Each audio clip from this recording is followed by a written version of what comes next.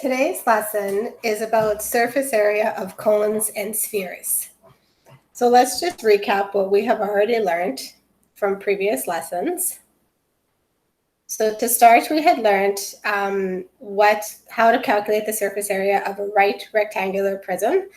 And we also looked at how to find the surface area of a right cylinder. So this example is asking, which of the following shapes has the greater surface area? So to find that out, we are going to calculate the surface area of each shape, and then we'll see which one is greater. So the right rectangular prism, to recap, we would calculate our surface area. We would go 2 times the area of the front. So if we look at the front of our box here, the dimensions are 15 by 12.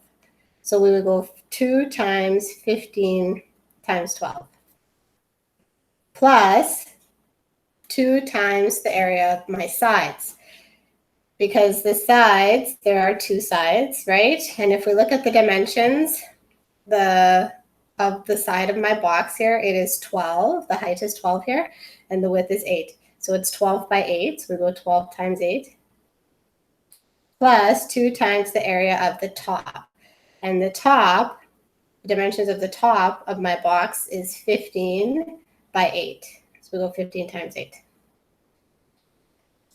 So then you could just take your calculator and just type in exactly how we wrote it.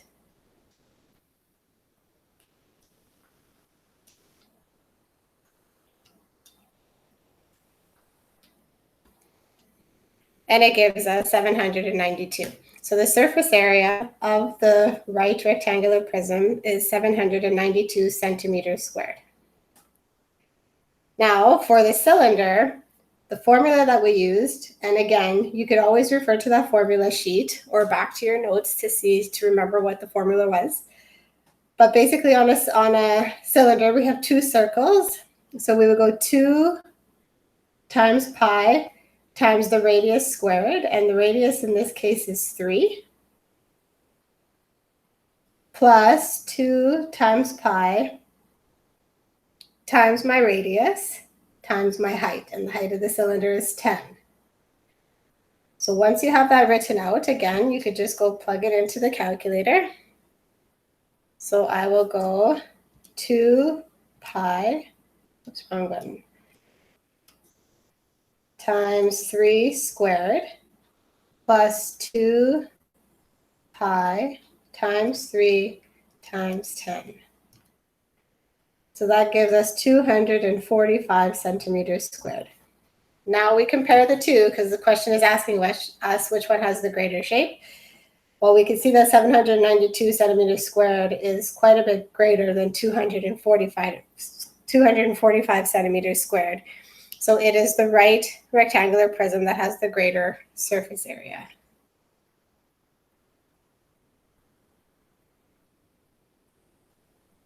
All right, so now to get on to our topic of today, which is how to calculate the surface area of cones and spheres.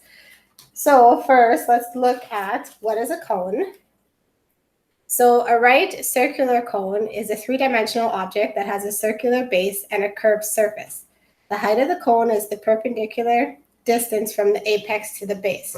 Now, just to remember what perpendicular means, it means that it creates a right-angled triangle. So the height of your cone and the radius create a right-angled triangle. The slant height of the cone is the shortest distance on the curved surface between the apex and a point on the circumference of the base. So this is your slant height right here. Okay, and we usually use it with, we identify it with the letter S. So a right circular cone is usually called a right cone. Now this, remember of your circle, this one here would be called your radius. And that's basically what you would need to know about the cone. So when in calculating the surface area of our cone, this is the formula that we would follow. Now looking at it, we have a circle at the bottom, right? So it would be normal that in the formula we would have pi r squared because this represents our base, this is our circle. the pi times the radius times the slant height, so pi times r times s, represents that other part of your cone that's kind of like wrapped around. If I was to cut this open and flatten it, it would be equal to half of a circle. So this is the formula we're going to follow. So it's all you got to do is pi times the radius times the slant height plus pi times the radius squared. Let's look at an example. Now, in this question, in our diagram, there are no numbers that are written, so we have to read. A right cone has a base radius of 2 feet. So we see that the radius is 2 feet. And a slant height of 7 feet. So our S is equal to 7 feet. And that's all that you need to know in order to calculate our surface area, because the formula stated that it was pi times the radius times the slant height plus pi r squared. So if I just fill that in, my radius is 2, my slant height is 7, and then here again the radius is 2, so that's 2 squared. So let's just type that into the calculator. So pi times 2 times 7 plus pi times 2 squared. So it's 56.5. Now, if you see in the question, it tells you how to round it. It says round to the nearest square foot. That means to the unit. So 56.5, I'm going to round that to 57 because the 5 and up means you would round this up to the next digit.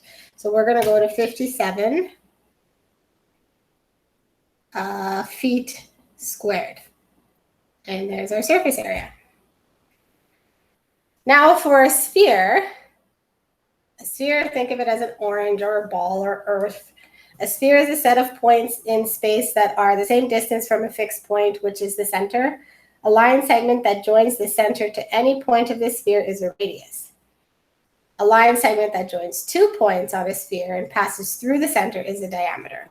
So just like a circle, a sphere also has a radius and a diameter.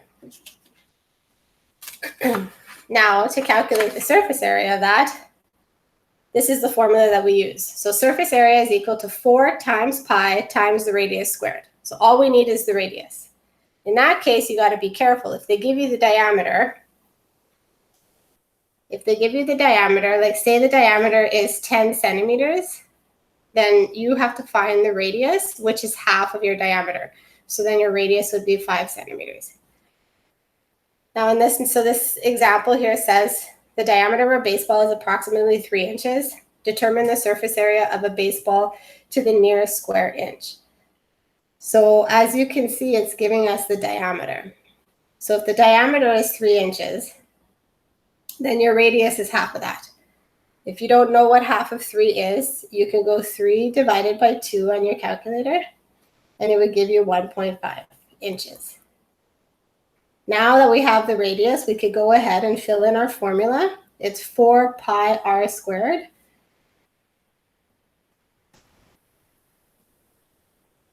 So 4 times pi times 1.5 squared. So let's put that into our calculator.